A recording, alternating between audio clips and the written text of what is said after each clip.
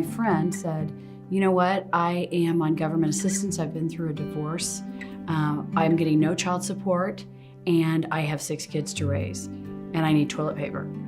And so my immediate response is, well, then go buy toilet paper with that card that you get.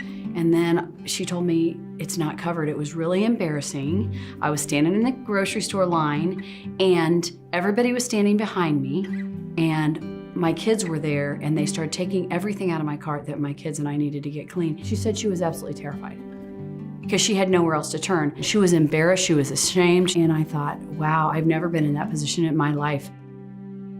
I remember trying to get toilet paper, and we had times where we had to use clothes that were dirty. That makes you feel so low, you know, when you can't even wipe and be clean. You know, having to wet clothes, dirty clothes, and wipe my kids off. That made me feel like a crappy person, like a crappy mom.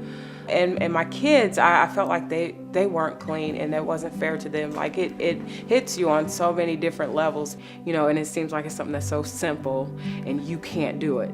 You know, that just, it takes so much out of you, and the stress itself makes you not be able to be the parent that you want to be because you feel like you're unworthy. You know, I can't teach my kids how to go through life with their head up high if my head's down low. So it really goes deeper than just taking care of a need.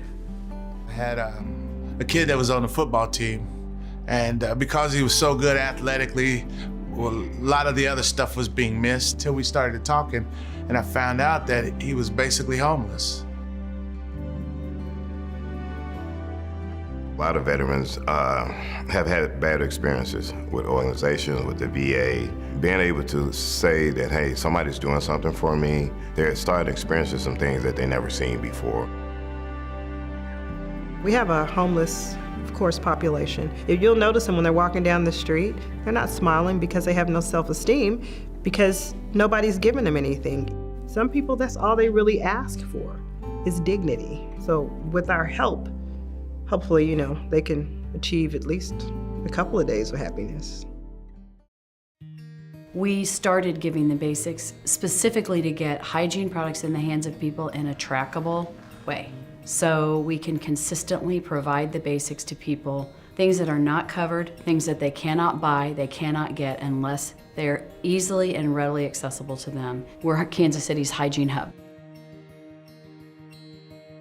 The goal is to help people get clean so they can get a job and then buy their own hygiene products to break the cycle. It may take a month or two, we know that, for people to feel better about themselves so that they can then want to go out and get a job, and that's okay, it takes a while. Once they do and they're free from that, I don't think that they're gonna wanna go back into a place where they weren't able to feel good about themselves. So we started with a pantry program so that we fulfill for the local pantries, food shelters, churches, other community centers that need the basics. The products that they provide for our veterans are very essential into setting the pace on how we're going to serve the veterans, just for them to start feeling good about socializing. So we want to incorporate them back into the society. We have another program, and that is the school program. So we are in all the school nurses' offices in the KC metro area. A 4th grader this year came to me, and she had tears in her eyes. She said, "Thank you so much for the stuff that you put in my bag. It means so much." And it was some shampoo and some toothbrushes. But it means something to these kids, that they don't look different, they don't smell different. Students that don't know about giving the basics find out through other students, and they find a peer that's having a problem, and they immediately tell them, hey, I know how we can solve that. Some kids, they walk up in our school and they feel less than. I don't want them to feel ashamed or want them to get talked about, so I just tell them to come down here, you know, and get themselves right. You know, I could come down here and get myself ready to, you know, go back to class and be confident with myself and get my work done and not be worried about what everybody else is telling me. This program actually is able to help me provide my children a clean way of life. They don't get made fun of at school for being smelly because mom can't buy them body wash or deodorant or laundry soap just because my paycheck runs out. It means a lot for my children to be able to come to school and just focus on school-related issues instead of having to be bullied because of what mom can't provide for them. And the senior program has two facets to it.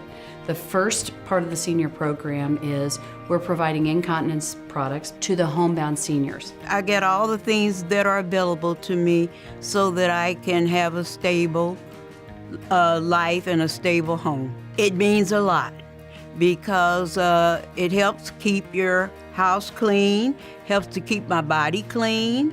It lets me know that people care. And I thank God for all what He has blessed me with. I appreciate it, and I give all my thanks to you all, and I give all my thanks to the Lord. The other part of the senior program is really exciting. We started a program in the senior centers where the seniors can help package, and they are so proud that they're helping in the community because they're not done. They're just not mobile. A lot of people have an opinion about adults that have a need. They do find out quickly, but they didn't realize originally that an adult that doesn't have access to hygiene products isn't going to succeed. If we continue to do nothing, how will that help them change?